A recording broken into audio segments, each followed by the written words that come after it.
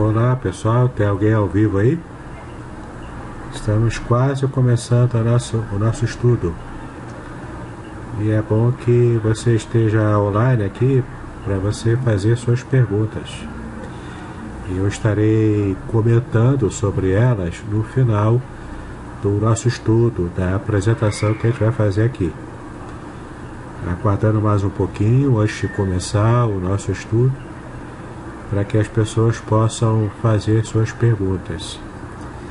O Josué, se você estiver online, ao vivo, faz um comentário aí para ver como é que está chegando o vídeo, o som, como é que está a recepção da live, para que eu veja e possa fazer algum ajuste se for necessário.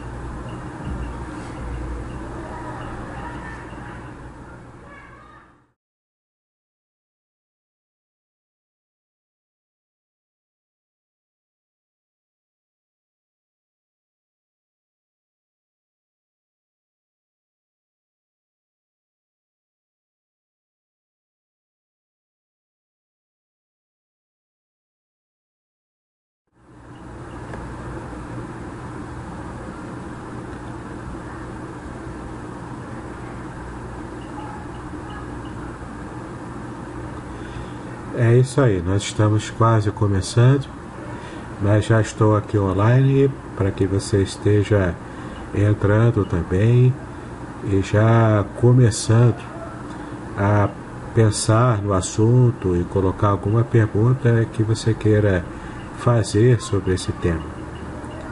Vamos estudar sobre o pecadinho e o pecadão e a gente vai tratar aqui de uma frase muito conhecida e muito falada no meio evangélico, que é a seguinte: para Deus não existe pecadinho e nem pecadão, tudo é pecado.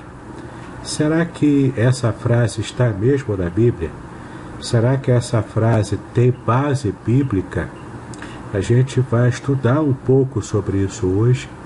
Vamos ver algumas passagens do Novo Testamento, algumas também do Antigo Testamento, mas especialmente do Novo Testamento.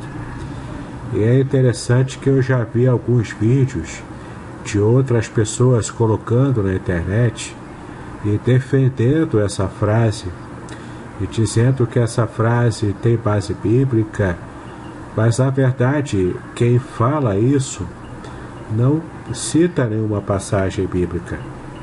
E eu já quero começar, antes da gente entrar mesmo no nosso assunto, a fazer um desafio para você. Um desafio para qualquer um que esteja me ouvindo, pode colocar aqui nos comentários.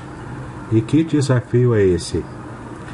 O desafio é que apresente ao menos um versículo da Bíblia que possa ser colocado como sendo aquele versículo que de fato comprova essa afirmação de que para Deus não existe diferença entre pecadinho e pecadão. Eu vou citar vários versículos aqui que vão desmistificar este mito que existe no meio evangélico. Mas eu gostaria de verdade de receber pelo menos um versículo bíblico que comprove, sem subterfúgios, sem forçar o texto, mas que possa de fato comprovar essa afirmativa que as pessoas geralmente falam em púlpito. Você deve ter ouvido algum pregador falar em uma pregação e com certeza as pessoas repetem essa frase feita. Alguns até pensam que está exatamente assim na Bíblia.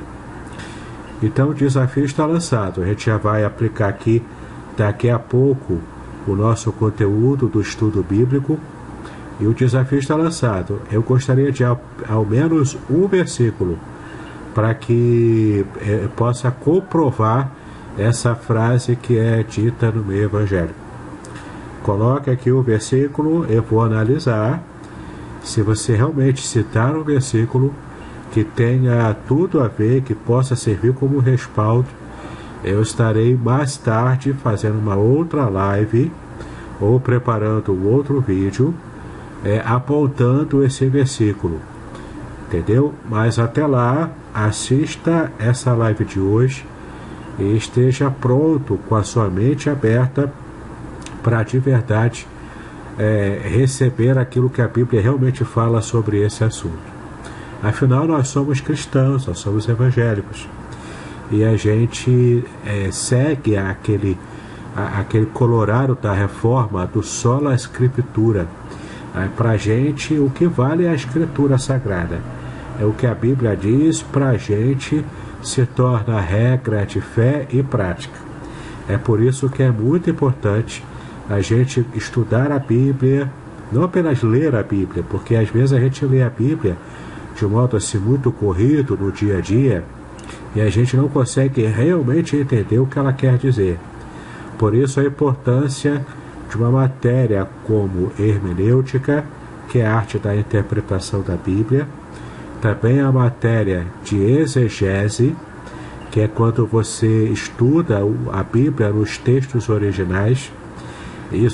Isso faz toda a diferença na nossa forma de estudar a Bíblia. Então, guarda isso, a Bíblia não foi feita para ser lida, ela foi feita para ser estudada.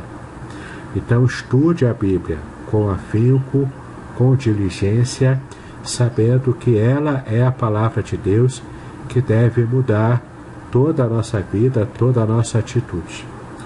Vou ver aqui a hora, já são 10 horas e 2 minutos e é importante que a gente comece a tratar então sobre o nosso tema de hoje.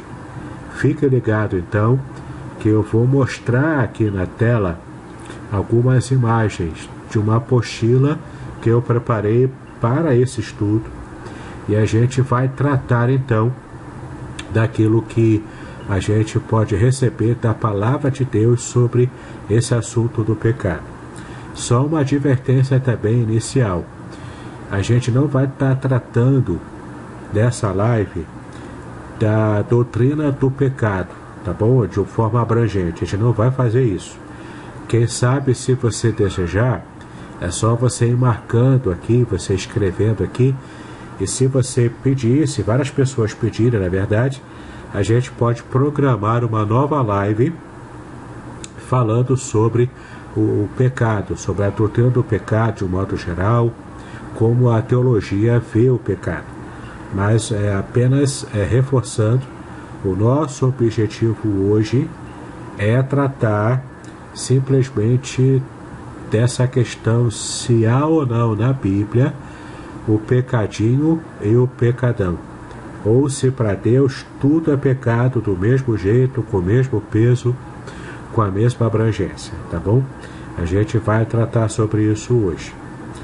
Quero ver aqui quem é que está online. Por enquanto acho que é o Josué apenas, e a gente vai estar aguardando aqui então para que mais pessoas vão entrando e a gente vai recebendo as perguntas, tá bom? Vamos começar então com o nosso texto, nossa apostila, que eu estive preparando aqui. Eu vou estar então liberando a tela aqui para poder apresentar o conteúdo dessa apostila, tá bom? Então fique atento e depois você vai poder me pedir essa apostila em PDF. Aqui na descrição do YouTube tem o meu e-mail, que você vai poder fazer o pedido da apostila e eu terei prazer em mandar para você todos os textos e o conteúdo que você vai ver aqui na tela, tá bom? Um grande abraço e vamos então ao nosso conteúdo.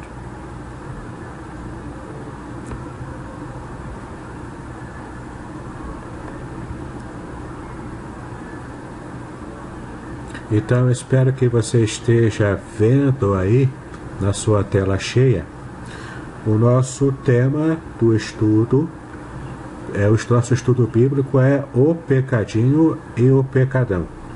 A gente vai falar sobre isso e vamos realmente analisar se há alguma base bíblica para essa questão, se para Deus há de verdade diferença entre pecadinho e pecadão, ou se tudo é a mesma coisa, se tudo tem o mesmo peso, e se para Deus ele enxerga tudo como pecado num bloco só.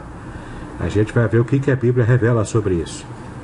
Então você tem aqui na tela o tema do nosso estudo, tem aqui meu nome, meu contato de e-mail. Por esse e-mail você pode pedir a apostila em PDF que eu vou ter prazer em mandar para você. Vamos começar já com o nosso texto bíblico principal, que é João 19, versículo 11. Você vai ler como é que está aí na sua Bíblia? Em João 19, versículo 11. Aqui esse versículo está transcrito na tela com a versão Almeida, revista e atualizada. E a gente vai trabalhar mais à frente esse versículo aqui comparando com outras versões, inclusive vendo no original grego, para a gente poder não ter nenhum tipo de dúvida sobre o que a Bíblia revela sobre esse assunto.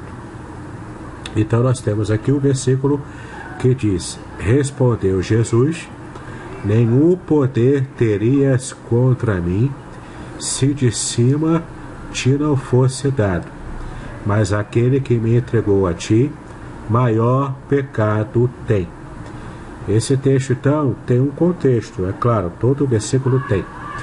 E o contexto desse versículo é quando Jesus foi julgado por Pilatos, aquele governador romano responsável pela província da Judéia, tendo que agradar a César. E então ele recebeu de Caifás, que era o chefe do Sinédrio, o chefe ali daquele grupo de estudiosos, de mestres da lei judeus, ele levou Jesus então para ser condenado por Pilatos, para que ele pudesse ser crucificado. Naquele momento então, Pilatos esteve perguntando para Jesus se ele de fato se declarava o rei dos judeus. Jesus respondeu o seguinte: nenhum poder terias contra mim, se de cima te não fosse dado. Isso por quê? Porque Pilatos, quando Jesus ficou calado, ele perguntou: você não vai falar nada? Eu tenho poder para salvar você ou então para condenar você. Então Jesus fala: você não tem poder nenhum, só o Pai é que te deu o poder. Agora ele termina essa frase falando o seguinte: mas aquele que me entregou a ti, maior pecado tem. Aí você pode perguntar: mas isso aqui é apenas um versículo. Será que a Bíblia em outras passagens fala também sobre isso? Essa ideia de pecado maior? Então será que existe pecado maior e pecado menor? Será que Deus considera assim? Será que eu preciso me preocupar com isso? A gente vai ver então a partir de agora no nosso estudo. No primeiro tópico aqui, você vê aqui essas perguntas que são feitas aqui. Para Deus existe gradação de pecado? Há pecados que o entristecem mais do que outros? O que a Bíblia fala sobre isso? É interessante a gente perceber que essas são perguntas que não são comuns. No meio evangélico, as pessoas já têm como certo de que para Deus não existe pecado maior ou menor. Só que você já viu aqui, nesse primeiro versículo do Novo Testamento, uma palavra de Jesus Cristo que fala sobre pecado maior. Então você pode ficar com essa pergunta: será que de fato é isso? Eu estou entendendo certo? Será que Jesus falou aquela frase num contexto específico, ou ela pode ser entendida também como um princípio bíblico? A gente vai falar e vai ver isso sobre aqui hoje. No segundo tópico do nosso estudo, que você está vendo aí na sua tela, nós temos aqui uma rápida definição de pecado. Como eu disse no começo, não vai dar para abranger muito. O nosso objetivo nessa live não é ter um estudo abrangente sobre o pecado de um modo geral. A gente vai apenas dar algumas definições muito básicas da teologia E caso você deseje, você acene aqui, faça um comentário, que mais tarde eu possa produzir um material específico sobre pecado de um modo geral, trazendo versículos bíblicos, conceitos bíblicos e teológicos, para que a gente possa entender então sobre o pecado. Tá ok? Então eu aguardo o seu contato, eu aguardo a sua comunicação, se você tiver interesse nesse tipo de assunto. Então a definição de pecado, de um modo assim muito geral, para que a gente possa entender, é tudo aquilo que fazemos e entristece o coração de Deus. Então tudo que nós cometemos que entristece o coração de Deus porque é errado, isso pode ser considerado pecado. Então Deus é tão puro, Deus é tão santo, Ele é tão maravilhoso em sua santidade, é tão perfeito em santidade, que Deus não consegue, não pode, não quer estar perto de uma situação de pecado. Por isso é que Deus se afasta daquele que comete o pecado constantemente.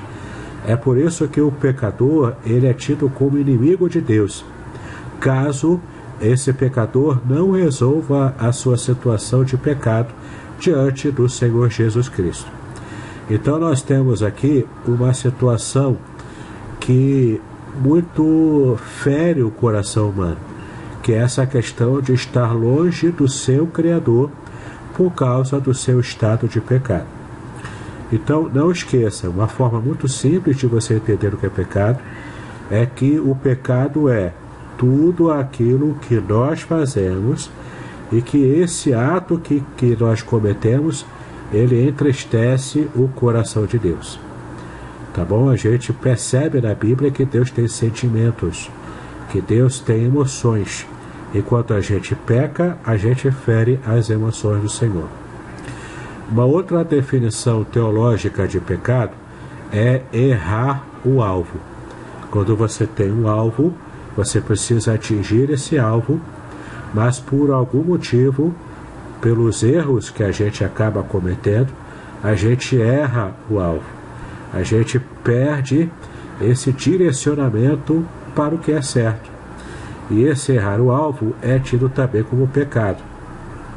A terceira definição de pecado é a transgressão da lei. O que é a transgressão da lei? Uma transgressão é uma deturpação. É quando eu estou cometendo algo errado, que a lei prescreve como sendo algo errado, para que eu possa estar tendo algum tipo de vantagem, algum tipo de prazer, cometendo esse ato errado. E lembrando que essa lei aí é a lei de Deus, é a lei da Bíblia, tanto no Antigo Testamento, quanto também no Novo Testamento.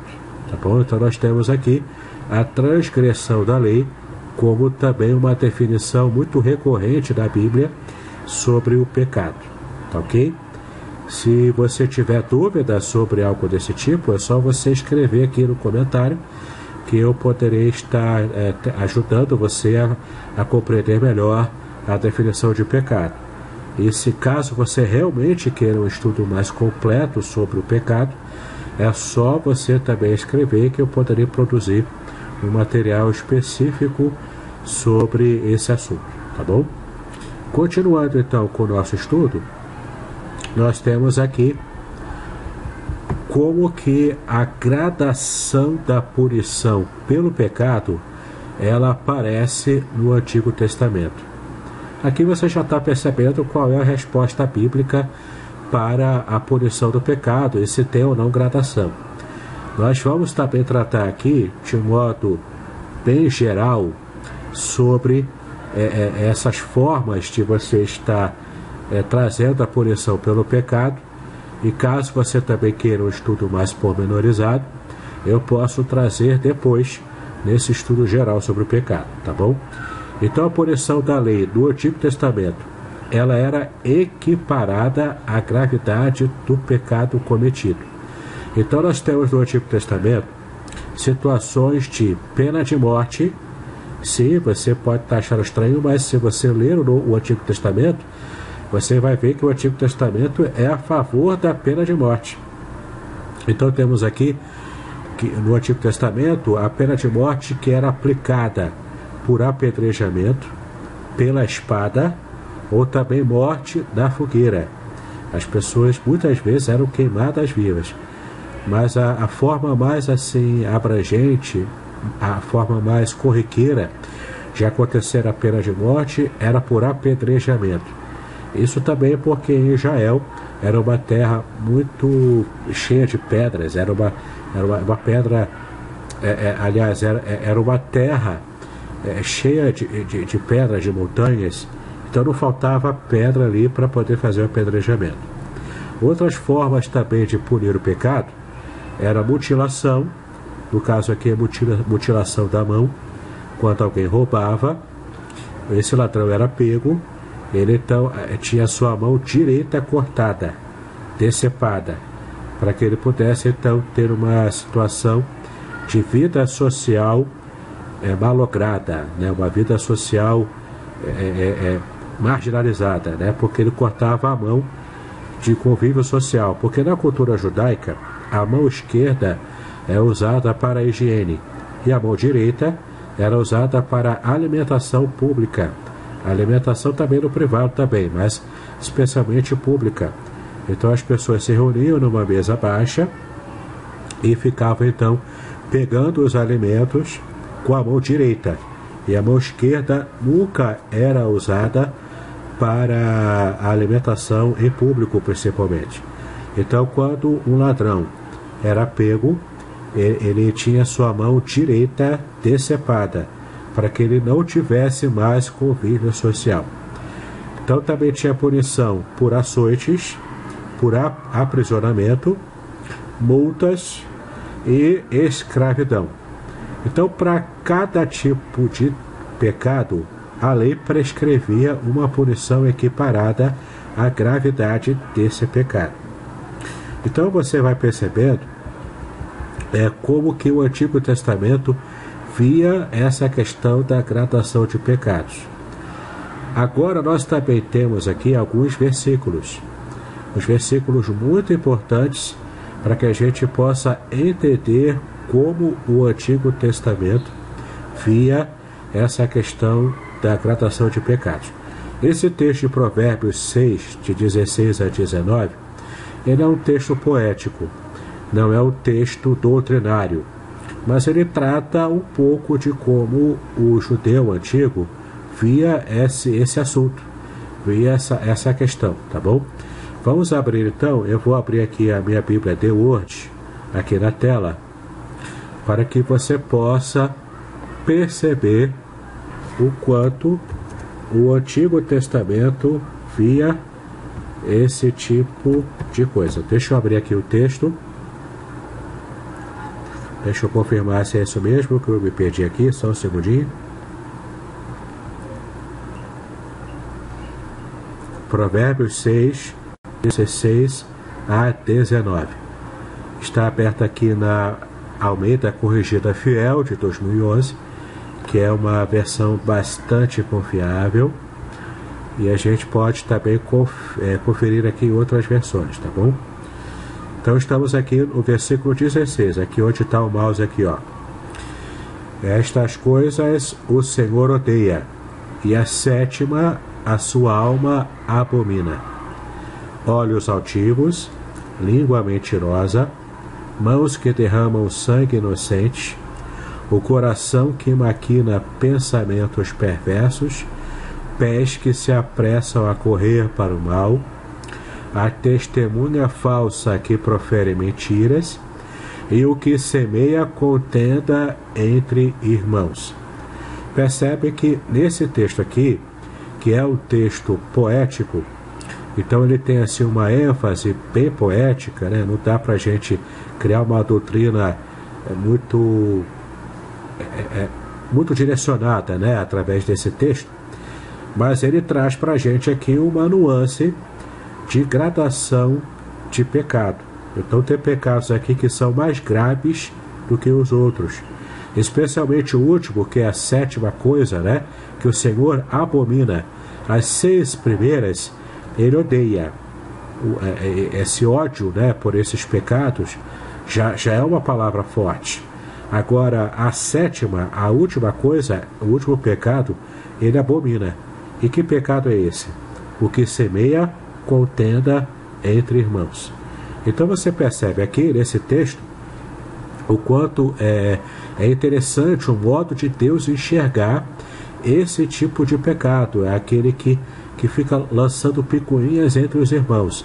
E é claro, os irmãos aqui se refere a irmão de sangue, numa mesma família. Mas é claro, a gente pegando esse mesmo princípio, também pode trazer para o contexto de irmão de igreja.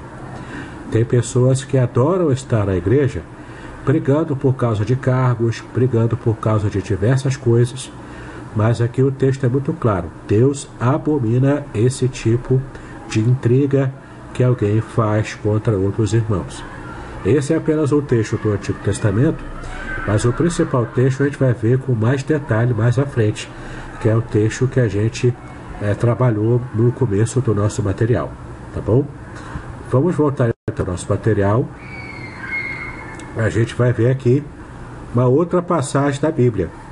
1 Samuel 16, versículo 7. E a gente vai ver nesse versículo que Deus possui critérios diferentes dos nossos para julgar. Julgar aqui o pecado, julgar a pessoa que pecou. E a gente vai ver agora esse texto, também aqui na Almeida Corrigida Fiel, dentro do programinha aqui da The Word.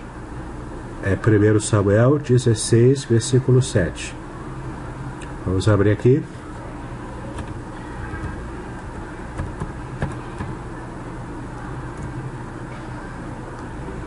Já achei aqui o texto, eu vou posicionar o mouse para que você enxergue. Então está aqui o versículo 7. Porém o Senhor disse a Samuel: não atentes para a sua aparência, nem para a grandeza da sua estatura, porque o tenho rejeitado. Porque o Senhor não vê como vê o homem, pois o homem vê o que está diante dos olhos, porém o Senhor olha para o coração. É interessante esse versículo aqui, porque diante do profeta Samuel, que chegou na casa de Jessé, pediu para ver os filhos de Jessé, porque ele estaria ali ungindo um novo rei, que seria o sucessor de Saul, que já havia sido rejeitado por Deus. Só que o que acontece aqui? Jessé só apresenta para o profeta os seus filhos mais velhos, os mais bonitos, os mais fortes, aqueles que tinham uma boa aparência. E tinha o Davi. Quem era Davi? Era o filho caçula, era o Davizinho. É aquele que era talvez até marginalizado pela sua família. Ele cuidava das ovelhas. Ele era um cara até de formosa aparência, mas ele era jovem, ele era franzino talvez. Ele com certeza não foi valorizado pelo seu pai nem pela sua família. Então Deus fala com Samuel para que ele dissesse para Jessé que nenhum daqueles filhos que foram apresentados foram escolhidos por Deus para ser o novo rei. Então nós temos aqui o último que foi apresentado, que foi Davi. Ele foi chamado lá de estar cuidando das ovelhas e foi chamado às pressas para ser apresentado ao profeta. Então Samuel, sendo direcionado por Deus, ele unge Davi e prepara Davi então para mais tarde se tornar o rei de Israel. Nós temos aqui então um princípio bíblico que já desde o Antigo Testamento é apresentado para a gente como o modo como Deus enxerga a realidade humana.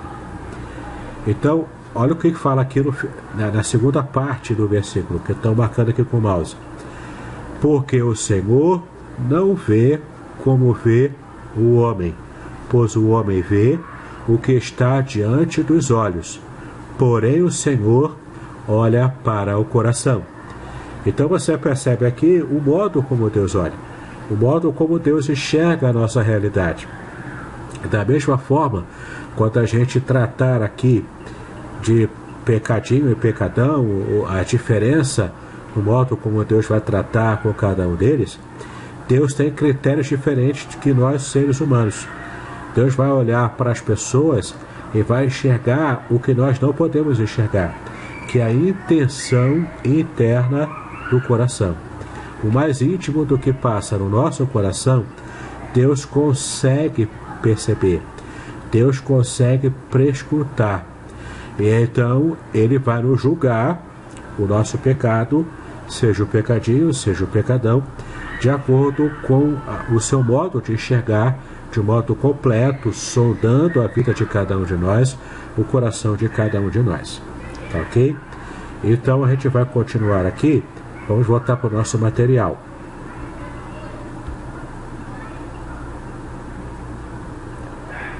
Eu vou chegar lá, só um segundo. Nós temos ainda um caminho grande, né, pela frente. Então a gente já viu aqui sobre o pecado. Já vimos aqui que havia gradação na punição dos pecados do Antigo Testamento.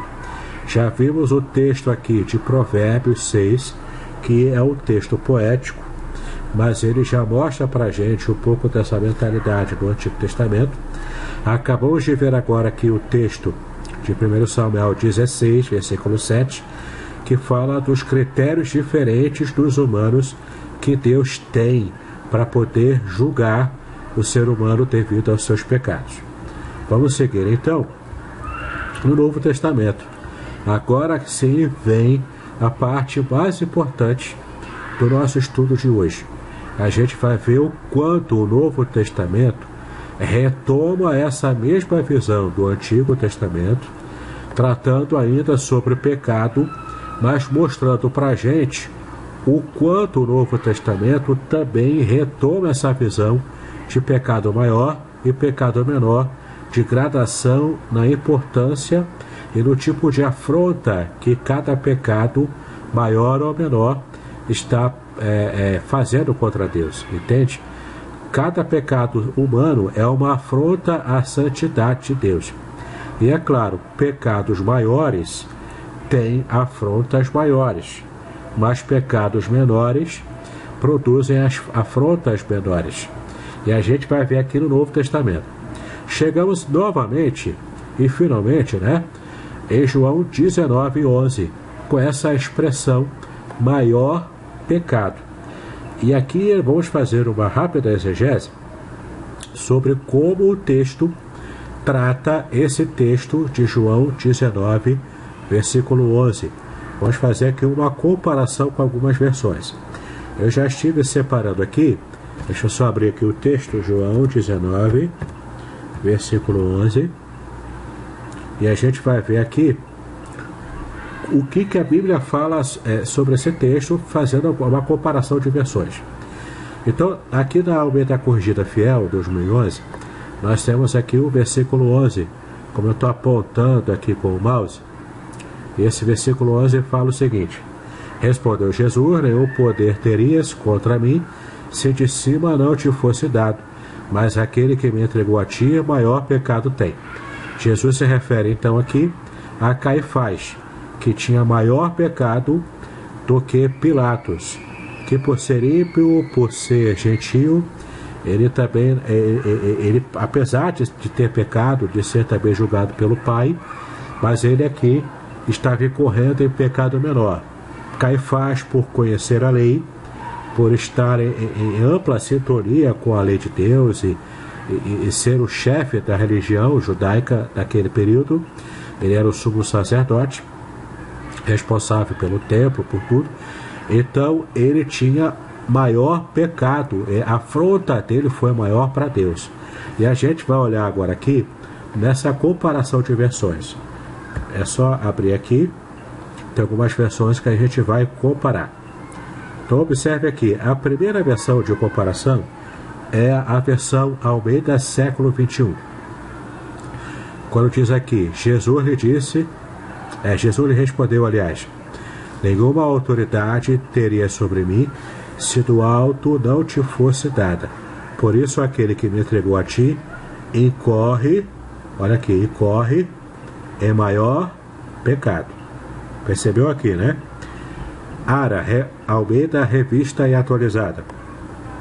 Vamos chegar aqui só na parte final, que é o que nos interessa. Por isso, quem me entregou a ti, maior pecado tem. Então percebe, Almeida 21, maior pecado, ou melhor, pecado maior, né? Da Almeida Revista Atualizada, maior pecado tem. Eu vou pular aqui, porque aqui tem esses códigos aqui, são códigos para o grego, né? Mas, aliás, antes de pular, eu vou dar uma olhada aqui, só para você ver a palavra que aparece. Então, quem me entregou a ti, maior pecado tem. Maior. Em grego, meison. Comparativo irregular de um outro verbo, que aqui está no grau comparativo, tá? Meison significa maior que, mais largo que, mais velho que, mais forte que. Só para você saber, essa outra raiz aqui que ele se refere, maior, meison se refere a mega. Sim, a palavra grega que aparece aqui, a raiz de meison, é a palavra mega. A palavra mega que nós conhecemos bem em português. É a palavra que fala de uma coisa muito grande. Quando você vai, por exemplo, num restaurante e alguém diz que você vai pegar uma mega promoção, é uma grande promoção. Você já espera uma grande promoção. Há pouco tempo tivemos a Black Friday aqui no Brasil, né? Quase uma Black Fraud, na verdade. Mas tivemos uma Black Friday aqui. Hoje tivemos mega promoções de várias lojas. Isso, então, você entende então o que significa essa palavra mega, que aqui em português também simboliza uma coisa muito grande, algo muito grande, né? Meison, portanto, ele é uma referência a essa raiz mega, só que ele é apresentado no modo comparativo, ou seja, maior por quê? Porque ele está comparando com outras coisas que são menores do que essa coisa que é maior. No caso, no contexto aqui, que coisa é essa? É o pecado, que em grego é a palavra hamartia. Então, meison hamartia significa pecado maior, em comparação com outros pecados. Percebeu que é um grau comparativo? A gente vai ver com mais detalhe depois, inclusive numa versão interlinear do grego-português, tá? De uma versão muito interessante aqui, que você vai poder olhar também. Na King James atualizada, a parte que nos interessa diz aqui embaixo, ó, por isso aquele que me entregou a ti é culpado de um pecado ainda maior. Percebeu novamente aqui a expressão pecado maior. A nova versão internacional, a NVI, a parte que nos interessa diz, por isso aquele que me entregou a ti é culpado de um pecado maior. Aqui nós temos o texto grego de Tischendorf, que ele é bem conhecido também, você vai ver aqui, como a gente viu ali, ó. Tá vendo aqui, ó? Meisona, hamartia. Meison, que é maior, e hamartia, pecado. É que é ter, é o verbo ter, tá bom? Então nós temos aqui, tem pecado maior. Percebeu ali? Nós vamos ver aqui na versão da Almeida Corrigida Fiel, nós já vimos, né? Você pode lembrar aqui que nós já vimos. Vamos ver agora aqui a versão LTT. Que versão é essa? A LTT é a versão literal do texto tradicional. Ela é uma versão baseada no Textus Receptus, que é um texto grego clássico recebido na época da Reforma Protestante. Esse texto, o texto recebido, ele foi produzido naquela época, no século XVI, na Europa, né, na Alemanha e em outros países da Europa também, foi produzido por Erasmo de Roterdã, que era um filósofo, um teólogo também, que quis trazer esse texto grego original para o estudo das pessoas, dos eruditos daquele período. Então ele conseguiu juntar o seu texto, e essa versão aqui da LTT trabalha literalmente esse texto. É, portanto, uma tradução para o português de forma literal. O texto não é tão bonito assim para se ler, não foi feito para ler na igreja, mas ele é um texto que nos ajuda no estudo. porque ele coloca as palavras de forma literal como está no grego. Esse aqui vale a pena ler o versículo todo. Olha como diz aqui. Respondeu Jesus: não tinhas tu autoridade, nem sequer uma só. Só lembrando que na LTT, essas partes aqui em colchetes, elas não estão no original, foram acrescentadas aqui na tradução para poder dar sentido à frase, tá bom? Porque às vezes quando a gente lê diretamente no grego não faz muito sentido. Então vou voltar aqui à leitura. Respondeu Jesus: não tinhas tu autoridade, nem sequer uma só, contra mim, senão te estava tendo sido concedido proveniente de junto do alto. Em razão disso, aquele que me está entregando a ti, maior pecado que tu tem ele. Percebe aqui também esse que tu, ele está até cortado aqui, né? Porque ele também não se encontra no original, mas foi acrescentado aqui na tradução para que não houvesse dúvida sobre quem ele se refere, tá? Então aqui, como Jesus está falando com Pilatos, ele está dizendo que aquele que me entregou a ti, que é, no caso, Caifás, tem maior pecado que tu, entendeu? Que no caso aqui é Pilatos, tá bom? Então Caifás pecou mais do que Pilatos, e a gente está vendo aqui nesse versículo. Por fim, nessa seleção que eu separei aqui, tem outras versões aqui nesse programa, mas eu quero ler apenas essa aqui para a gente fechar essa parte e continuar com o nosso material. É a versão NVT, que NVT significa Nova Versão Transformadora. É uma versão muito interessante, ela está entre a revista atualizada e a NVI. Ela é um pouco mais fiel aos originais grego e hebraico, no caso aqui o grego, e ela também tem uma versão muito gostosa de ler, entendeu? Tem palavras assim muito simples, é uma versão bem interessante de você ler, que você vai entender assim na primeira tacada, assim, na primeira leitura, você já vai ler sem tanto esforço o que o texto bíblico diz. Então olha como é que está na NVT.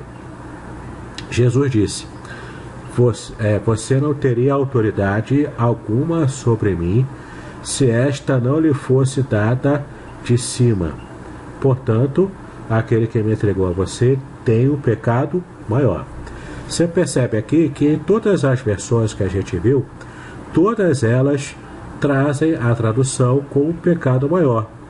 Porque, de fato, quando a gente percebe o texto grego, né, como você mais ou menos viu aqui, se você conhece um pouco de grego, a gente vai olhar mais à frente aqui um pouquinho, tá bom?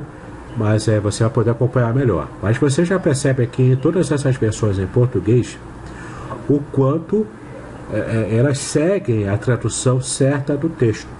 Eu uso a palavra, não esquece a palavra, meison, em grego, que significa maior, com esse grau comparativo. Vamos olhar agora aqui, eu vou abrir para vocês aqui esse monte de PDF aqui, ainda nesse texto de João 19, versículo 11, eu abri aqui o Novo Testamento, interlinear analítico, grego-português, de Paulo Sérgio e Odair Olivetti. Esse aqui é baseado num texto grego chamado, não o texto recebido, não o texto receptos, mas é o texto majoritário. Qual é a diferença? Tá? O texto receptos, na época da Reforma Protestante, era o texto que eles tinham.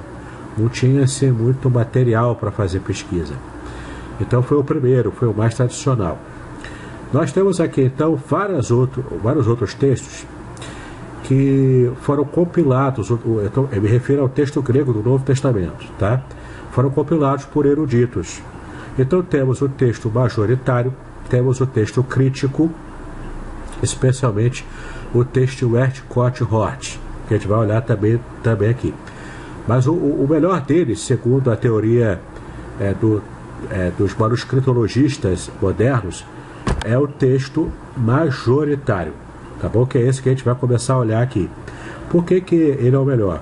Porque ele faz uma comparação dos mais de 5.000 manuscritos gregos e faz então uma comparação entre esses manuscritos e faz uma porcentagem. A maior porcentagem, portanto, as ocorrências majoritárias daquele versículo, daquela palavra, daquela frase em grego, ele que é apresentado no texto. Tá? A gente vai entender mais à frente, quando eu mostrar para vocês alguns códices, os códices manuscritos, onde esse texto grego aparece, tá bom? Então você vê aqui nesse texto, em João 19:11, no texto majoritário, nós temos aqui o começo do versículo. Você tem aqui o texto em grego, onde essa cruzinha aqui está se movendo. Aqui começa, aqui em cima é o texto grego, e aqui embaixo nós temos duas traduções, aliás. Então temos aqui apekrite, que literalmente é respondeu, e aqui embaixo é uma tradução assim um pouco mais bonita, né, para a leitura, mas mesmo assim é uma tradução fiel. E aqui, nessa aqui de cima, é de fato uma tradução mais literal. Então, apekrite no grego, que é respondeu, Jesus, uk, não, eikes, terias. Aí, deixa eu descer aqui embaixo. Exousia, autoridade. Odemia, nenhuma. Kat, contra. Emou, mim. Ei, se. Me, não. En, fosse. Soi, a ti. Tetomenon, dada. Anotem, de cima, do alto. Então temos aqui o ponto. Nova frase. Dia, por, tudo, isto, isso. Ro, o, paratidus, que entrega-me. Paratidus, me, né? Que entrega-me. Soi, a ti. Meizona, olha aqui a palavra que nos interessa, maior. Ou se você preferir aqui, aquele que me entregou a ti, por essa razão, né? Porque ele até falou que tem maior pecado aqui em cima, né? Que nessa tradução assim mais bonita para leitura, eles colocaram aqui antes. Mas literalmente vem aqui, a ti maior pecado é que tem. Então temos meizona, maior. Hamartia, pecado, é que tem. Ok? Então, você viu aqui no original grego, literalmente, que meizona significa maior. É como aparece aqui. Vamos seguir aqui, então, com o nosso material. Eu abri aqui o dicionário Vare, do Antigo e Novo Testamentos, que é um dicionário que tem palavras hebraicas para o Antigo Testamento, aramaico também, e temos aqui palavras gregas para o Novo Testamento. Então temos aqui a nossa palavra-chave, que é meizon.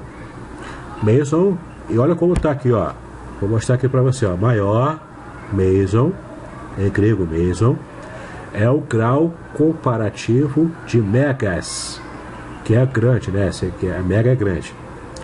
Que ocorre, por exemplo, aí tem esses textos aqui de Mateus, Lucas e Tiago 3:1, também é traduzido por pesado, duro, ou seja, maior, referindo-se a juízo. É usado no plural neutro em João 1,50, coisas maiores. João 14:2, literalmente, coisas maiores. 1 Coríntios 12:31, aqui o sentido de melhores, tá bom? Então tem também outras passagens aqui, tem outras palavras que traduzem maior. Mas o que nos interessa é meizon, porque é a palavra que aparece no texto grego, tá bom? Vamos voltar aqui para o texto grego, dessa vez com essa versão aqui, que é o texto majoritário ainda. Lembra que eu falei sobre o texto majoritário? Que ele pega a maior porcentagem de ocorrências de um texto do Novo Testamento, usando como base papiros antigos e também papiro e também aquele material feito de velino, né, ou de couro, né, pergaminho, quase que eu esqueço o nome, né, pergaminho. Então a gente está aqui novamente no versículo 11 e a gente vai ver como que aparece aqui nesse texto majoritário com grande porcentagem de ocorrência. Então, apecrite Jesus, o que requeis, exociam, otemiam, cat emu, e me ensoi dedominam, anotem, ponto, dia tudo, ro paratidus, mesoi, olha aqui, ó, meizona aparece, hamartia, que. Tá vendo? Então, novamente aqui, meizona, hamartia. Ou seja, mesmo aqui no texto majoritário, como a gente viu, aparece a expressão meizona, hamartia. Maior pecado é quem tem. Tá bom? Então, você já percebeu aqui. Vamos agora para o texto crítico, que é o texto produzido por outros estudiosos. Não segue esse critério do majoritário, mas olha só, ele também consta aqui essa mesma expressão. Aqui está vendo aqui, ó, no final, ponto final, dia tudo, ro, paradus, mesoi, olha aqui, ó, meizona, hamartia, ekei. Isso aqui aparece no texto grego crítico de Nestlé Aland, na 27ª edição. É o que aparece aqui, tá bom? Não há, portanto, variações, não há variantes dessa passagem, especialmente nesse trecho. Meizona, hamartia, ekei. Não há variações. Então está de acordo com os melhores manuscritos. Para que a gente continue o nosso material, eu estou aqui com o texto do Novo Testamento de Westcott Hort, que também é o texto crítico. Eu vou aumentar aqui um pouco o zoom para a gente enxergar melhor. Esse aqui está um pouco mais claro. Não sei se você consegue enxergar bem aí. Mas aqui, ó, versículo 11. Depois do ponto, né? Aliás, aqui, ó, depois do ponto, aqui, ó, de anotem, dia tudo, ro, pardus, paradus, aliás, mesoi, meizona, hamartia, ekei. Olha aqui de novo, ó, meizona, tá vendo? Hamartia. Então, portanto, não há dúvida. Só para a gente fechar o nosso ciclo, textos receptos, que eu tratei aqui, né, sobre Erasmo de Roterdã, não sei se você lembra. Novamente aqui, ó, aqui está bem claro, bem grande aqui. Me ensoi dedominam, anotem, dia, tudo, ro. Não, estou lendo errado aqui, né? Não, é isso mesmo. Paratidus, mesoi, meizona. Aqui, meizona. Hamartia, ekei. Aqui embaixo, hamartia, ekei. Tá vendo? Meizona, hamartia, ekei. Todos esses textos mostram para a gente o quanto a tradução maior pecado tem está de acordo com os originais. Tá ok? Então não há dúvida. É João 19:11, maior pecado, que vem do grego mega, meizona, é o grau comparativo da palavra mega em grego, que é grande, e está comparando, por ser o grau comparativo, está comparando. Percebe? Não há dúvida aqui. Eu vou abrir ainda para vocês aqui um texto que está aqui na minha Bíblia Bible Works, da versão 10. E nessa Bible Works aqui, nós temos aqui os códices originais. Então você tem aqui toda a relação de códices, inclusive o sináitico aqui, tá bom? Temos também outros códices aqui, todos eles, ó, eu já coloquei aqui, meizona, hamartia, meizona, hamartia, meizona, meizona, meizona, só tem duas variantes aqui, que são pequenas, e vai ser meizona, mizona, que é a mesma palavra, só que comeram o epsilon, tá bom? Então, mas é a mesma palavra. Essa é a única variante que tem. Tá? E é só para você ver aqui, eu abri aqui os Sinaíticos, o Códice Sinaíticos, ele está um pouco apagado. Eu vou subir aqui para você tentar enxergar melhor. Deixa eu chegar aqui. Aqui, ó. Deixa eu chegar mais para cá para você enxergar melhor. E a gente enxergar melhor o texto grego. Deixa eu achar aqui onde é que tá. Só um segundinho. Anotem.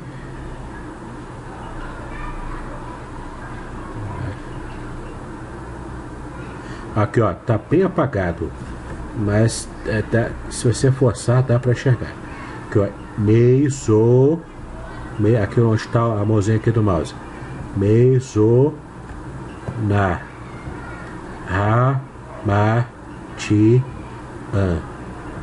aqui no finalzinho, quase apagado, é aqui, tá? Esse aqui é o manuscrito, é o original manuscrito, códice. O que é o códice era, antigamente os livros eram feitos em rolo. Aqui, depois de um certo período, na época já medieval, já era feito em códices, que é com esse formato de livro que a gente conhece, com as páginas unidas e coladas daquele miolo, né? E então é o livro como a gente conhece, as nossas bíblias, os livros em geral. Códice, portanto, é o nome desse formato de livro. Então a gente percebe aqui o quanto está tudo de acordo com o original. Mostrei para vocês aqui o códice mais importante do Novo Testamento, que é o Sinaítico. E você percebeu, você conseguiu enxergar, que a palavra Meizona Hamartia aparece aí, que é traduzido no grau comparativo maior pecado. Tá bom? Então está tudo perfeito, está tudo ok. Nós vemos aqui então, desse texto grego original, o quanto o maior pecado é uma expressão que consta nos melhores manuscritos. E a gente então pode ter plena confiança de que foi isso que foi registrado por João no primeiro século, tá bom? Temos então outras passagens que a gente vai falar só assim, bem en passant, né? Bem direto. Não vai dar para fazer uma análise pormenorizada como essa que fizemos com João 19:11, apenas para a gente conhecer então o que a Bíblia fala sobre essas outras passagens, sobre esse tema de pecado maior e menor, tá bom? Então vamos lá, Romanos 2, versículo 6. Romanos 2, 6. Vamos abrir aqui.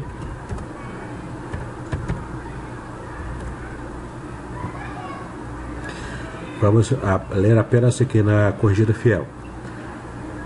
Romanos 2, 6, tá? O qual recompensará cada um segundo as suas obras, a saber, não é? Aí aqui fala, vida eterna, aos que com perseverança e fazendo bem, procuram glória, honra e corrupção. Então, recompensará a cada um segundo as suas obras. É claro, aqui não se refere à salvação. Para a salvação é a graça de Deus mediante a fé, não é por obras, né? Efésios 2 fala isso. Efésios 2, 8 e 9. Mas aqui a gente tem, no contexto do capítulo 2 de Romanos, aqui o contexto é sobre os galardões. Então os galardões serão distribuídos de acordo com as obras. Esse é o princípio bíblico. O princípio bíblico de você receber segundo a semeadura. Tá? Vamos voltar aqui para o nosso material e a gente vai ver aqui. Então Romanos 2, 6 nós acabamos de ver. A outra passagem, deixa eu só fazer o seguinte aqui, nós já vimos aqui os textos gregos. Eu vou fechar tudo isso que é para não ter confusão aqui e ficar mais fácil. Só mais um segundo. Pronto, agora está só com o material aqui em PDF. Então, a segunda passagem é 2 Coríntios 5:10. Olha como é que diz aqui, né? 2 Coríntios 5:10.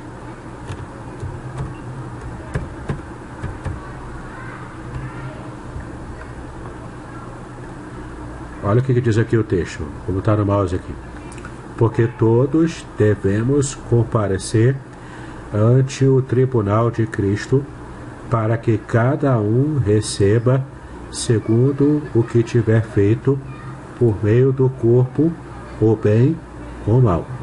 Novamente aqui o contexto é dos galardões, é para aqueles que já pertencem ao Senhor, aqueles que já pertencem a Cristo.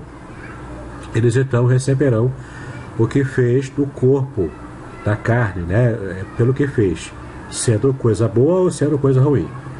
Tá? Então você percebe claramente aqui o quanto essa questão das obras, ela faz diferença sim para receber galardão. Tá bom? Então você percebe tanto para pecado a gradação de afrontas maiores ou menores a Deus, quanto também para receber galardão. Há também diferença no tipo de obra que faz. Maior galardão para quem tem obras melhores e menor galardão para quem tem obras menores, tá bom? Obras piores. Então você percebe aqui o quanto a Bíblia demonstra esse princípio também, que é o princípio da paridade, tá? Que é da gradação pela paridade. A gente vai ver daqui a pouco isso também, tá? Tem outro princípio muito importante que a gente já vai olhar aqui agora.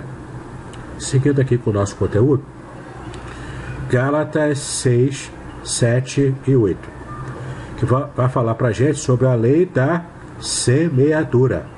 É uma lei que você conhece bem. A lei da semeadura, tem várias passagens que falam sobre isso, mas a principal delas é Gálatas. Gálatas 6, 7 e 8. Vamos abrir lá. Gálatas 6, 7 e 8. Versículo 7. Aqui onde está no meu mouse, ó. Não erreis. Deus não se deixa escarnecer, porque tudo o que o homem semear, isso também ceifará. Versículo 8 agora.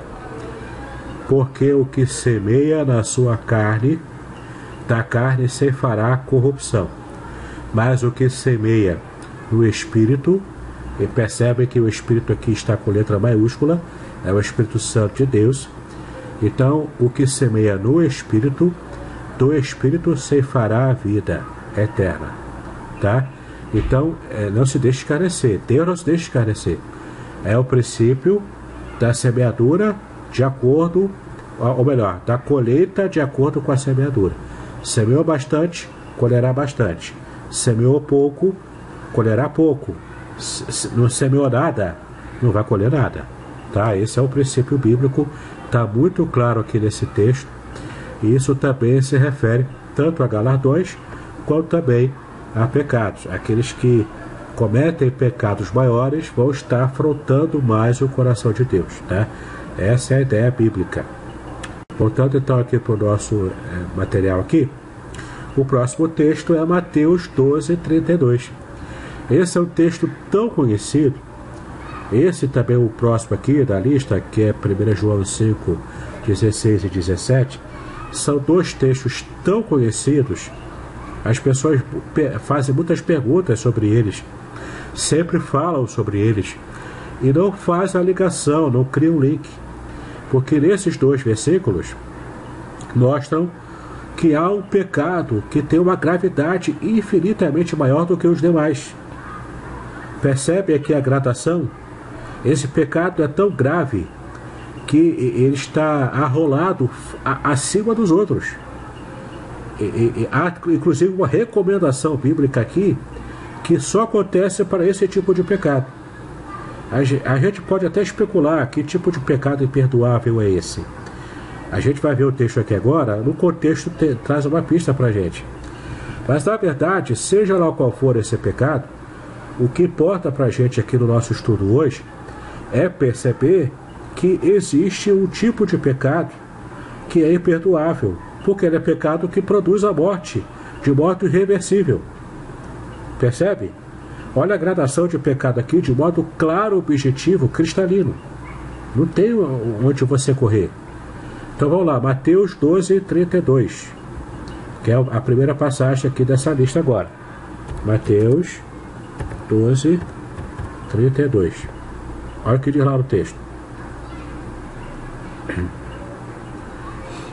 E se qualquer disser alguma palavra contra o Filho do Homem, ser-lhe-á perdoado. Mas se alguém falar contra o Espírito Santo, não lhe será perdoado, nem neste século e nem no futuro. Olha só, o contexto aqui é quando Jesus repreende os fariseus que estavam reclamando de que Jesus expulsava demônios pelo poder de Beelzebul. Então você vai percebendo aqui que Jesus se refere a alguém que estava blasfemando contra uma obra do Espírito Santo que era claramente atribuída ao Espírito Santo. Você percebe claramente que é o Espírito Santo que está agindo, mas você, por preconceito, não atribui ao Espírito Santo, mas diz que foi feito por Satanás. É diferente, querido. Você pode estar pensando aí agora, talvez, que, não, então eu não posso falar contra aqueles que fazem essas coisas absurdas aí das igrejas evangélicas de um modo geral, porque senão eu vou dizer que é do diabo uma coisa que é do Espírito. Mas é diferente. Por que é diferente? Porque você conhece a Bíblia, e quem estuda a Bíblia percebe o quanto esses exageros que acontecem hoje são contra o próprio Espírito Santo. Eles trazem escândalo para aqueles que estão assistindo essas coisas. Então, aqui o contexto é diferente. Aqui são os fariseus religiosos, aqueles hiper-hipócritas, mega hipócritas, se você preferir usar essa palavra mega, né, que a gente está estudando hoje aqui. Então, os mega hipócritas atribuíram ao diabo algo que era claramente feita pelo Espírito Santo, porque estava produzindo bem, produzindo salvação, produzindo coisa boa. Então você percebe aqui que o próprio contexto mostra pra gente o que seja essa blasfêmia contra o Espírito Santo. E o texto diz, não tem perdão, não há perdão para ele. Pode até falar contra o Filho, contra o Jesus humano que estava ali encarnado, era o Deus encarnado. Pode falar que pode até haver perdão, por causa da situação específica do Cristo encarnado, que estava ali vivendo como ser humano, como a gente. Agora, a blasfêmia contra o Espírito Santo é uma testificação direta que o Espírito Santo faz de que é uma obra dele. Não há perdão para esse pecado. Seguindo nessa mesma linha, nós vamos ver aqui a próxima passagem, que é 1 João 5, 16 e 17. 1 João, deixa eu abrir aqui. 1 João 5, 16 e 17. Olha aqui o 16, ó. Se alguém vir pecar o seu irmão, pecado que não é para a morte, orará e Deus lhe dará a vida. Há aqueles que não pecarem para a morte. Olha como fala aqui, há pecado para a morte, e por isso não digo que ore. Aqui no versículo 17, ó. Toda a iniquidade é pecado, e há pecado que não é para a morte. Então, ter uma distinção aqui clara. Pecado para a morte, e nem orar eu posso. Nem orar por aquele que comete esse tipo de pecado eu posso. Agora, tem pecado que não é para a morte. Quando há pecado que não é para a morte, eu posso orar por ele. Eu posso orar pela pessoa que cometeu esse pecado, aliás. Eu posso pedir ao Senhor que perdoe, que a pessoa se converta, se arrependa. Agora, o pecado que é para a morte, que muito provavelmente aqui é o mesmo contexto daquele, que é a blasfêmia contra o Espírito Santo, você percebe aqui que nem sequer orar a gente pode. Se a gente orar por alguém que está pecando, cometendo pecado para a morte, o pecado contumaz que vai levar à morte, quem vai estar pecando fazendo essa oração é a gente. Percebeu o que a palavra diz? Nem sequer orar por essa pessoa eu posso. Tá? Então, tá muito claro, gente. Tá muito claro, querido. Tem aqui uma distinção muito clara de vários tipos de pecado. E o tipo de gradação, de gravidade que cada pecado tem. Então a gente já está desconstruindo aqui essa frase feita no meio evangélico que não tem base bíblica. Se há pecado imperdoável, se há pecado para a morte, já tem um patamar diferente aqui. Não é tudo igual, não pode ser tudo igual. É impossível que seja tudo igual. Outra passagem aqui é 2 Timóteo 3,16. Olha o que diz aqui sobre a gradação de pecados para os ímpios. 2 Timóteo 3,16. Deixa eu abrir aqui o texto.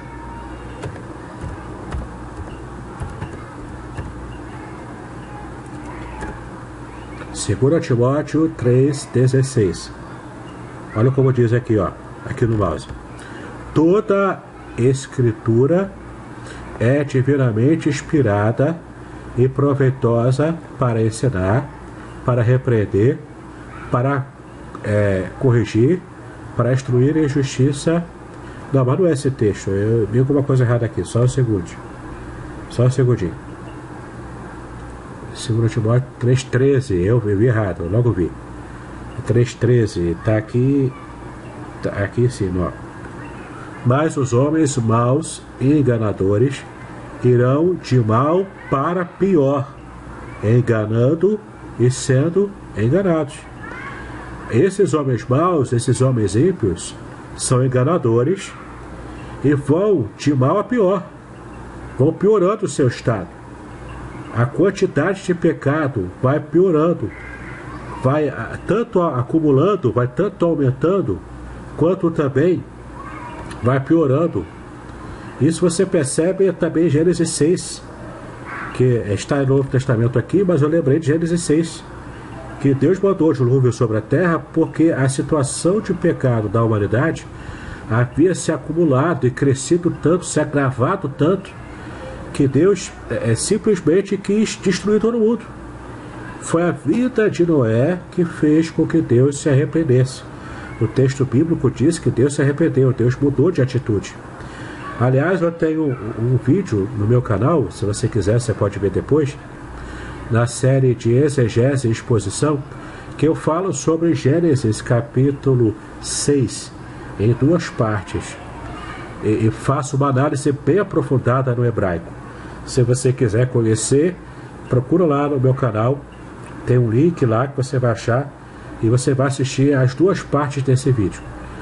A palestra pequena são 2 vídeos, mas são vídeos pequenos, de uns 5 minutos mais ou menos cada um. Mas vale a pena você conhecer, para você ver o quanto a gradação do pecado aumentou a ponto de ferir o coração de Deus, a ponto dele querer destruir com a terra toda. Observa lá, tá bom? Voltando aqui então para o Novo Testamento, a gente daqui a pouco vai chegar na parte final, mas olha aqui, Apocalipse capítulo 20, versículo 2. Até no Apocalipse, no julgamento final, também vai ter uma situação de obras aqui. Apocalipse 20, versículo 12. Vamos lá para o texto.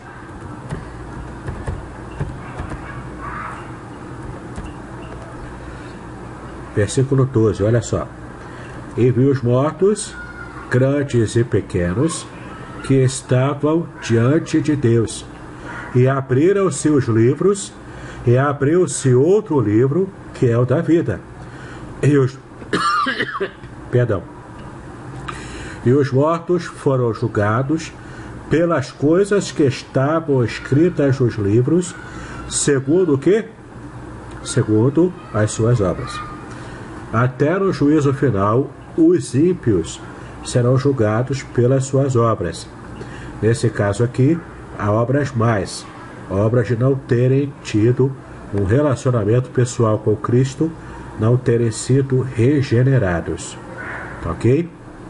Então, seguindo aqui, porque o nosso horário já passou das 11, a gente está um pouquinho só fora do que a gente programou. Mas olha só, vamos ver agora o possível motivo dessa confusão toda. Por que criaram essa frase de efeito e é tão repetida, quase como se fosse um versículo bíblico, e sequer tem um versículo bíblico? Aliás, o desafio que eu lancei no começo dessa live, ele está de pé ainda.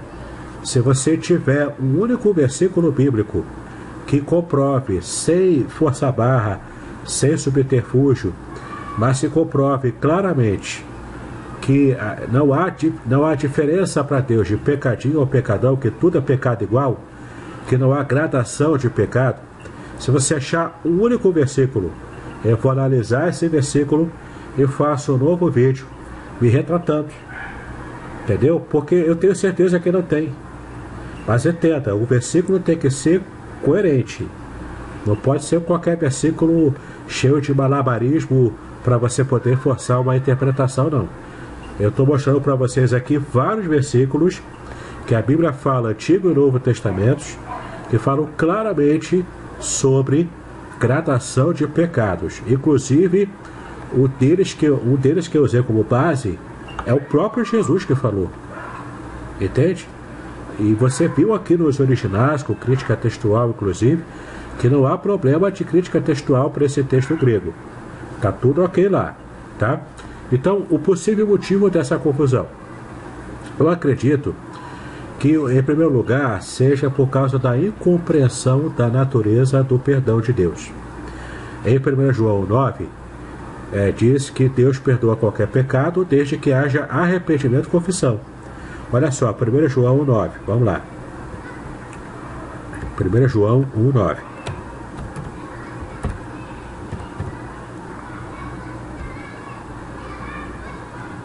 Olha o que diz ali. Aqui embaixo, ó. Onde está o mouse. Se confessarmos os nossos pecados, Ele é fiel e justo para nos perdoar os pecados e nos purificar, ó, de toda a injustiça. Qualquer injustiça, há perdão. Isso não quer dizer que a gente possa cometer qualquer tipo de pecado que para Deus Ele recebe tudo igual. Não. Para qualquer injustiça, toda injustiça, maior ou menor, ela é alcançada pelo perdão de Deus, quando a gente se arrepende. A outra passagem que aparece aqui, essa aqui, ó, para conferir, Provérbios 28, 13. Vamos ver o texto lá, Provérbios 28, 13.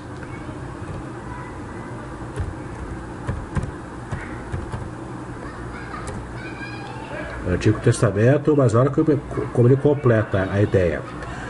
O que encobre, aqui ó, tá aqui no mouse, o que encobre as suas transgressões nunca prosperará, mas o que as confessa e deixa alcançará misericórdia. Então tem que deixar, tem que confessar primeiro o pecado e depois deixar, aqui ó, deixar. Só se alcançará misericórdia. Isso mostra pra gente um outro princípio bíblico sobre o perdão. Deus não perdoa qualquer um. Quem acha aí que Deus perdoa qualquer um está afirmando uma coisa antibíblica, tá? Por quê? Deus só perdoa quem se arrepende e quem deixa o pecado. Se não há arrependimento, não há perdão. Pelo contrário, sobre ele permanece a ira de Deus. Ele vai morrer como ímpio e vai ser julgado no final dos tempos, tá? Então só há perdão para quem se arrepende. Se você é cristão, você já se arrependeu uma vez. Se for genuíno, se você de fato foi regenerado, como está lá em João capítulo 3, nascer de novo é ser regenerado, né? Então você está perdoado, pode ficar tranquilo quanto a isso. Mas se não houve arrependimento genuíno, a ira de Deus ainda permanece sobre você, tá? Então é importante você ter essa condição de perceber o quanto você de fato se arrependeu e tem desejo de estar longe do pecado. Porque quanto mais perto do pecado estamos, mais desagradamos o coração de Deus. Eu vou terminar aqui, estou quase terminando aqui o nosso estudo, já estamos chegando aqui à conclusão. Mas antes de fechar, eu quero ver se tem perguntas. Eu não estou podendo ver aqui agora, porque eu não tenho acesso aqui, eu estou olhando meu material. Mas se tiver perguntas, eu vou tentar responder, tá bom? Vai colocando aí, vai escrevendo, que no final, antes de terminar a live, eu respondo as perguntas, tá ok? Então, outro motivo pelo qual pode ter criado toda essa confusão e criado essa frase antibíblica é a incompreensão da natureza das consequências dos pecados.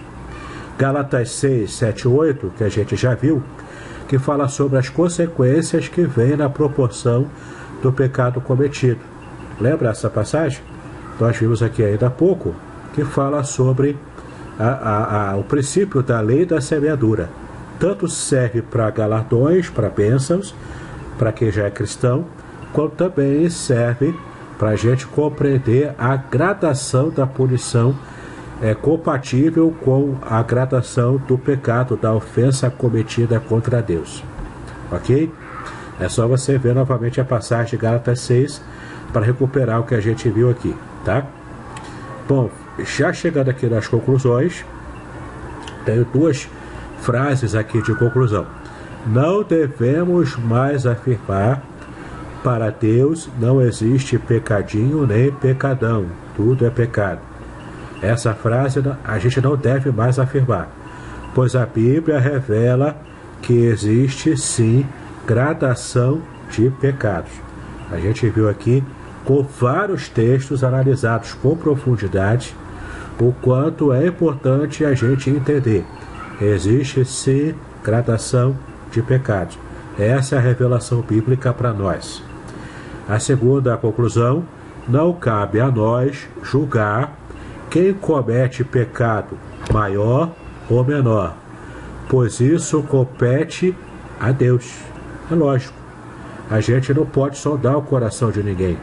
A gente não sabe o que tem motivado o coração de alguém para cometer certo pecado. Então não cabe a gente julgar. A gente só cabe perceber esse princípio bíblico, não mais afirmar essa frase nas igrejas, nas pregações, estudos bíblicos. Se alguém citar, você pode encaminhar para que assista essa live, que ela vai ficar guardada no YouTube. Você pode mostrar para a pessoa essa live, para de verdade a pessoa compreender o que a Bíblia fala sobre isso, tá bom?